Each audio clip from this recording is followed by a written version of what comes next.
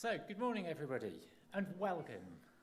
Whether you're here on site, at home, out and about, whether listening live or even catching up later, let's all begin with prayer.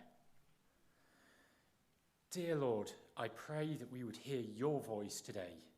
As we gather together in your name, may we inspire one another to be more consistent and not give up. Help us learn more from you about how to nurture the seeds you have sown in our lives and grow in our relationship with you.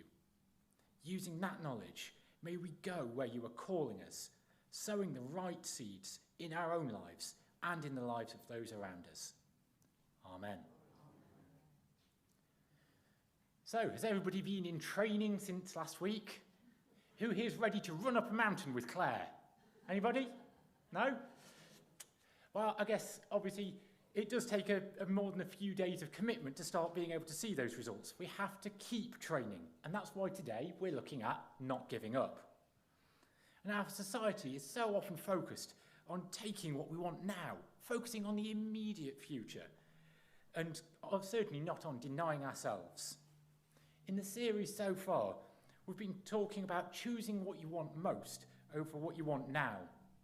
We talked about discipline and our identity in Jesus. We talked about training and giving our all towards the goal, rather than just doing the minimum you can get away with. And that takes me back to my university days, where I know a lot of my colleagues would just focus on, is that going to be in the exam or not? And they wouldn't bother learning it if they didn't think it was going to be in the exam. And they may have put the minimum amount of effort in they could. Exams.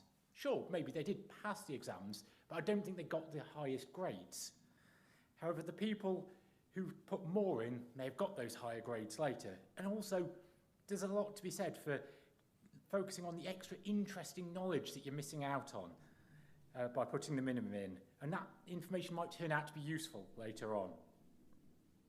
Sometimes we have to persevere, to put effort into the things which nobody sees, to be able to get the greater reward. As we think back to a couple of years ago, we did a series on habits at this time of year. And one of the images that came through that was this image of dominoes falling and each one knocking into the next one. Each individual domino on its own didn't do much, but together they really added up to something great. And what's important there is consistency is key. The people who achieve great things do so by consistently doing the small things that lead them to the place they need to be. Both of today's readings focused on sowing and how you reap what you sow. So I've got 3 points to pick up from that. First is going to be sowing the seed right. Second will be sowing the right seed. And thirdly, carrying on watering the seeds. So I'll start by talking about sowing the seed right. I'm sure we've all heard the parable of the sower many times.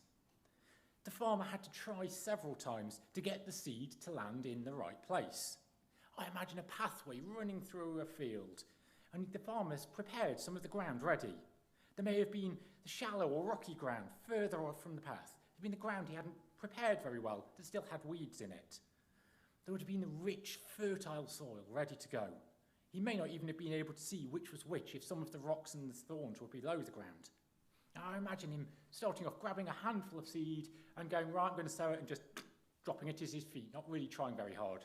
Going, yep, birds are going to come along and eat that. That's not going to work very well. Maybe I need to put a bit more effort in. So he grabs the next handful and flings it as far as he can, over the top, out of the field and into the rocks beyond. Whoops. Well, he chose not to give up again. So he went, come on, third time lucky, we can do this, let's get this handful, and throws it in amongst the weeds. Now, I don't know about you, but most of us may start thinking, you know what, there's probably no point in trying. It's all just a waste of effort. I'm just throwing good seed after bad. If I keep the seed I've got, I could at least have something to eat today. If I keep chucking it around, I might end up with nothing. But the farmer kept going. Maybe he learned from his mistakes, and he kept trying until the seed landed on good ground. And when it was good, it was very good. It more than made up for the seed that was lost along the way. The crop was 30, 60, or even 100 times more than was sown. So are your efforts fruitful? If not, is it because you're throwing the seed in the wrong places? Or do you just need more patience to see if the seed will grow and you need to keep watering the ground?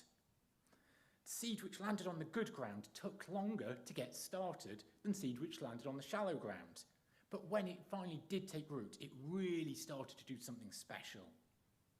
The farmer had to keep choosing to sow the seed, even when some of it failed. He had to make the right choice that would eventually produce the crop that he was after. If we take the easy path now, we might get what we want now, but we might miss out on what we really need in the future.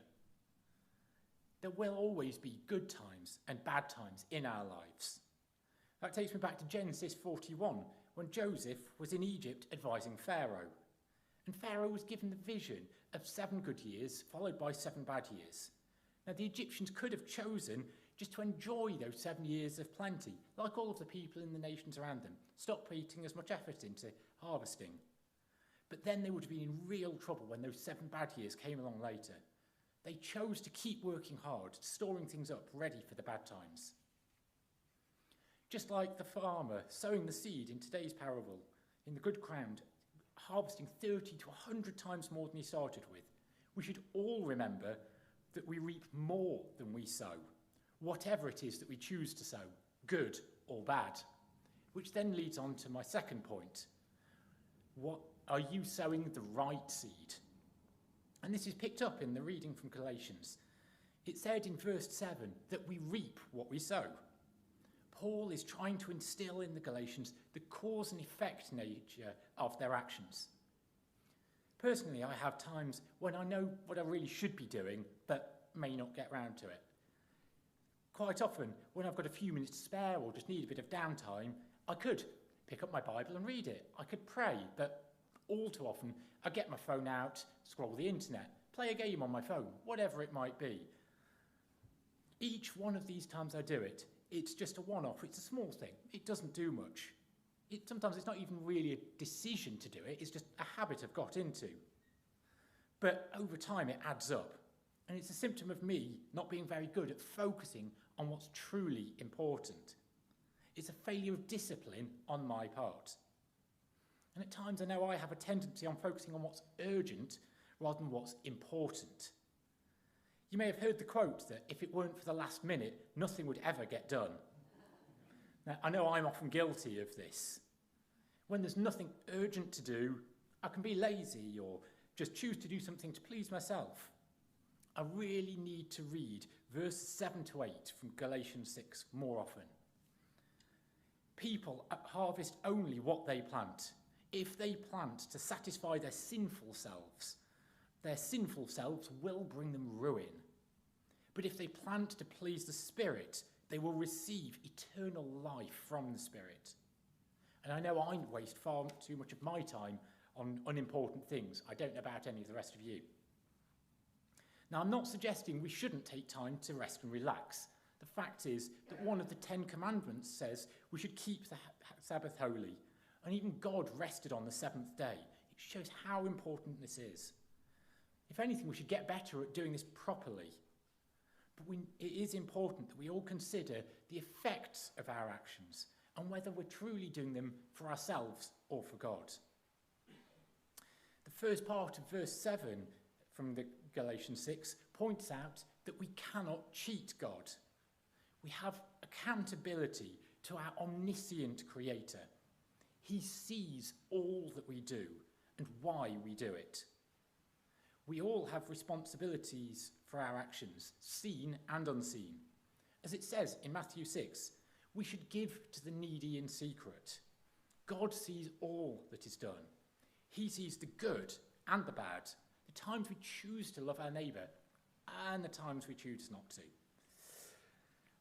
We just must be careful to not grow tired of doing good. So, what are you reaping in your life at the moment? Are you happy with it? And more importantly, will God be happy with the seeds that you are sowing? Are you taking care of the seeds which God has already sown in your life and in the life of those around you. And that leads on to my third point for today.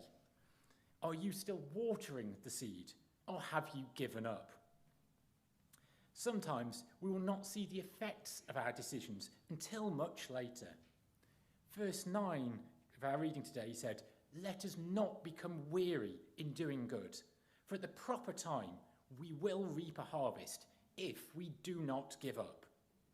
Now, last week, Gaz spoke to us about training. If we were planning to run a marathon, most people probably wouldn't be able to just walk out of the door and run 26 miles without any sort of training. But you have to start small and build up. You might be able to run 100 yards, and then, great, we're doing well, but you need to keep pushing yourself and stretching yourself. If you don't push yourself past 100 yards, you're never going to run a marathon.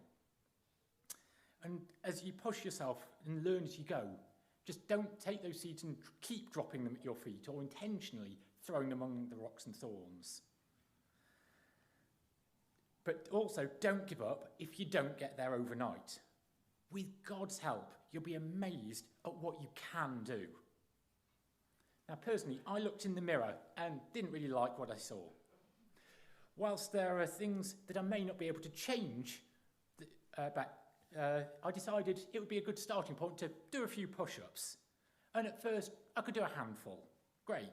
But as I started being more consistent, doing them every day, I soon got to the point where I could do 10, and then 20, and then 30. Yeah, great. I'm really pleased about myself. So, because I'm doing so well, maybe I don't need to keep trying so hard anymore.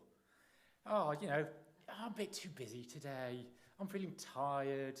Nobody will really notice if I don't do it.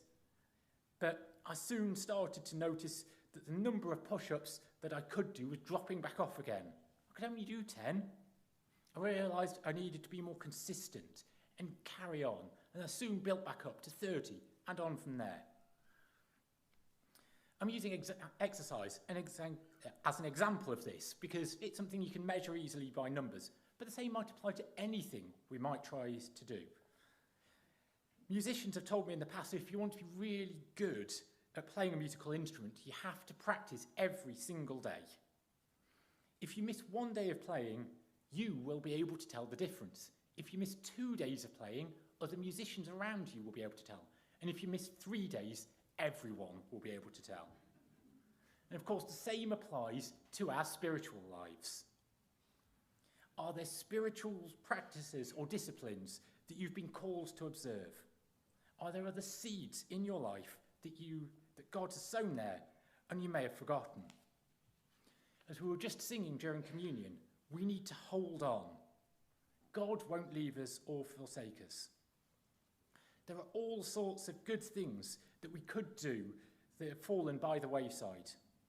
It can be hard to keep pushing through the difficult times. Sometimes we won't even see the reward at the time, or just it doesn't seem to come fast enough. But God sees all, and he knows what will happen. If we keep doing good without becoming tired of it, we will receive the harvest from God at the right time. We just need to keep up the consistent discipline in the small things, following God's direction in our lives over an extended period of time, and eventually we will see a big difference. We need to ensure that we don't give up, but we keep doing the good things which God has called us to do. So, in conclusion, over the course of the last 3 weeks, we've been looking at greater rewards and the discipline that we need to attain them. We've looked at feeling out of control and the importance of having our identity focused on Jesus. Following on from that, we looked at achieving consistent results through wholehearted training. And lastly, we've looked at not giving up, focusing on the small decisions to achieve big results. So, my 3 questions once more. Are you sowing the seed right? We need to do all we can to learn as we go so we can be as fruitful as possible. Are you sowing the right seed? You reap what you sow. If you don't like what you're reaping, you need to change what you're sowing. Lastly, have you given up on seeds that have been sown? God sows all sorts of seeds in our life. Have you continued to water them? So let's end with the prayer that I began with. Dear Lord, I pray that we would hear your voice today. As we gather together in your name, may we inspire one another to be more consistent and not give up. Help us to learn more from you about how to nurture the seeds that you have sown in our lives and grow in our relationship with you. Using that knowledge, may we go where you are calling us, sowing the right seeds in our own lives and in the lives of those around